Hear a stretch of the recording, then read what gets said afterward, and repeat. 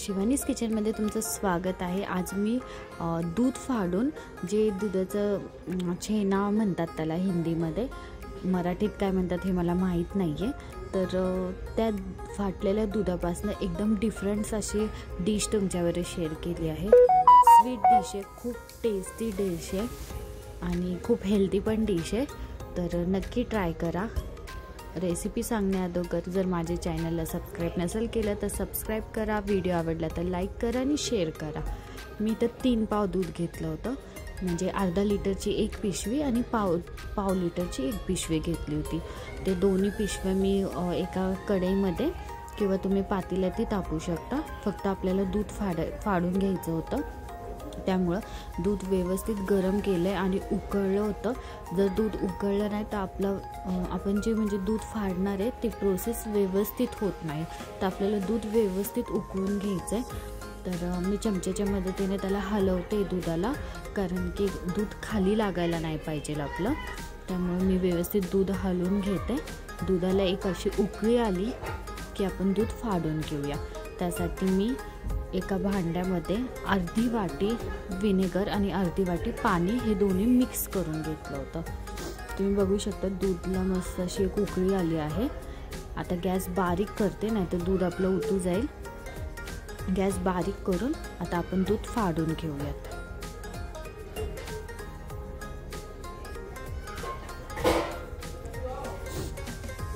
आपल्याला हळूहळू हे प्रोसेस करायची आहे। एकदम पूर्णपणे आपल्याला हे व्हिनेगरचं पाणी ॲड नाही करायचं, नाहीतर आपल्याला आपले जे फाटलेलं दूध आहे ना ते म्हणजे एक प्रकारे ते पनीरच झालं, तर ते पनीर आपलं आंबट लागेल। त्यामुळे आपल्याला हळूहळू करून ते म्हणजे जितपत आपलं दूध फाटत नाही तेवढंच आपल्याला ते वापरायचं आहे। तर मी हळूहळू हे टाकणार आहे त्यामध्ये व्हिनेगरचं पाणी आणि दूध व्यवस्थित फाटून घेणार आहे। तुम्ही ही रेसिपी पनीरमध्ये पण बनवू शकता, पण पनीर किती दिवसाचं असतं, काय असतं, त्याच्यावर काय मिलावट असते, म्हणून मी हे घरीच दूध फाडून त्याची रेसिपी तयार करणार आहे। तर दूध बघा व्यवस्थित फाटले, दुधातलं पाणी वेगळं आणि पनीर वेगळं झालंय। आता आपण गॅस बंद करू आणि एका चाळणीमध्ये हे फाटलेलं दूध काढून घेऊया, म्हणजे ह्याचं पाणी वेगळं आणि पनीर वेगळं करायचं आहे आपल्याला।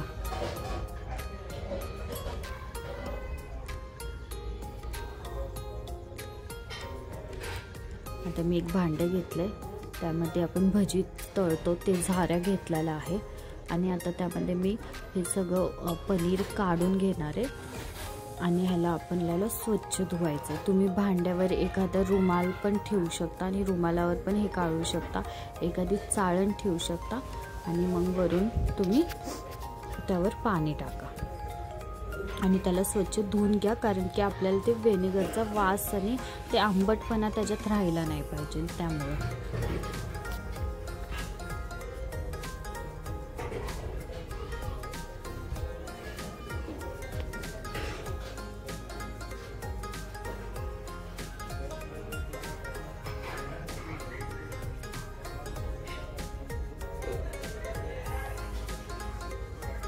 पाणी टाकून मी मस्तपैकी ते धुवून घेतले व्यवस्थित। म्हणजे पाणी टाकलं की ते व्हिनेगरचं जे त्यामध्ये पाणी असतं ते जेवढं पण एक्स्ट्रा पाणी राहील व्हिनेगरचं ते निघून जातं। आता एका मिक्सरच्या भांड्यामध्ये आपल्याला फाटलेलं दूध म्हणजेच पनीर ॲड करायचं आहे।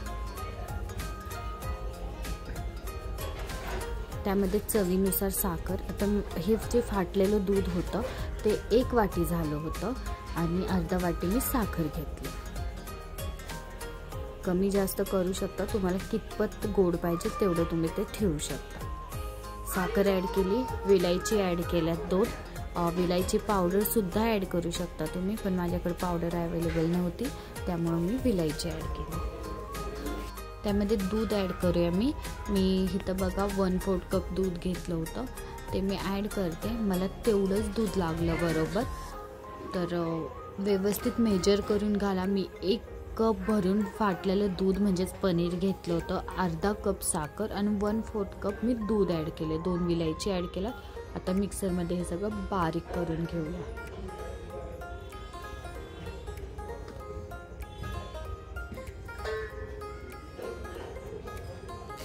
तुम्ही हे म्हणजे हे कशात पण स्टीम करू शकता. एक स्टीलचं भांडं घ्या, नाही तर पातेलं घ्या. माझ्याकडे केक स्टीमर होता तर मी ते घेतलं.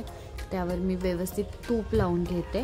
तुम्ही तेल पण लावू शकता, ऑप्शनल आहे. पण जेव्हा आपण एकदम लास्टमध्ये जी प्रोसेस करणार आहे, म्हणजे जे आपण बनवतो आहे मिठाई, ते अलगद त्या भांड्यातनं निघल. त्यामुळं आपल्याला हे तेल किंवा तूप लावू शकता, बटरही लावू शकता मेल्ट करून. आणि त्यानंतर आता मी ह्याच्यामध्ये केशर ॲड करणार आहे. केशरसुद्धा ऑप्शनल आहे. तुम्हाला आवडत असेल, घरात असेल तर तुम्ही टाका, नाहीतर तुम्ही ह्याच्यामध्ये बारीक चिरून ड्रायफ्रूट्स टाकले तरी चालतील.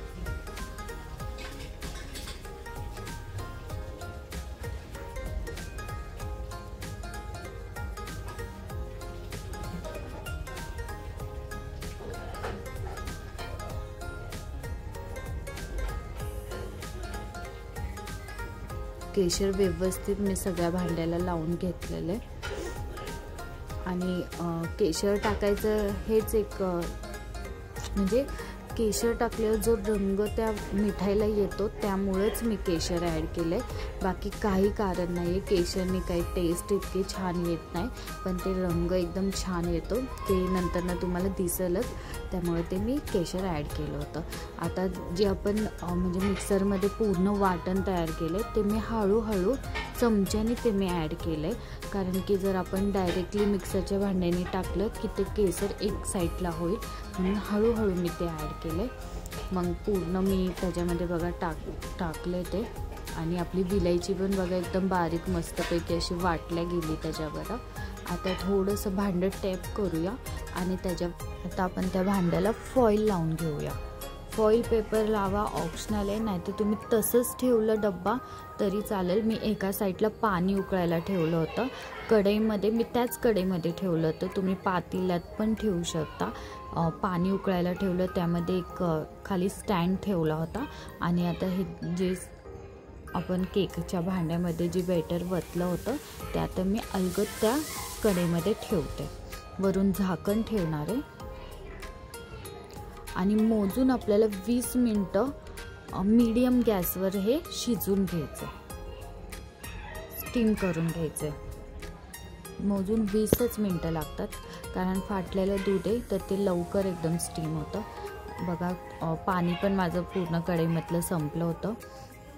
आणि गार करायला दिलं. चटका खूप जोरात लागतो ह्या भांड्याचा, म्हणून गार झाल्यावर अलगद मी वरचं जे फॉईल होतं ते काढलं आणि ते भांडं गार करायला ठेवलं. फ्रीजमध्ये गार करायला ठेवलं तर 10 ते 15 मिनटात ते गार झालं होतं. मी हात लावून दाखवलं आहे की बिलकुल पण हाताला ते चिपकत नाही आहे. आता एका प्लेट ठेवूया आणि प्लेटमध्ये ते पलटी मारूया. आणि खूप म्हणजे अलगद ते भांडं पण निघलं होतं कारण आपण तूप लावलं होतं. आणि बघा किती छान दिसती ही मिठाई. खायला तर खूप टेस्टी झाली होती, खूप म्हणजे इतकी टेस्टी लागत होती ना. बघा मी तोडून पण दाखवते, म्हणजे थोडी गरमच होती तेव्हाच मी तुम्हाला दाखवली, त्यामुळं असं आहे. गार झाली प्रॉपर, तुम्ही म्हणजे रात्रभर फ्रीजमध्ये ठेवलं की ते छान अशी नाही का घट्ट होते मिठाई. आणि व्हिडिओ पाहिल्यासाठी थँक्यू.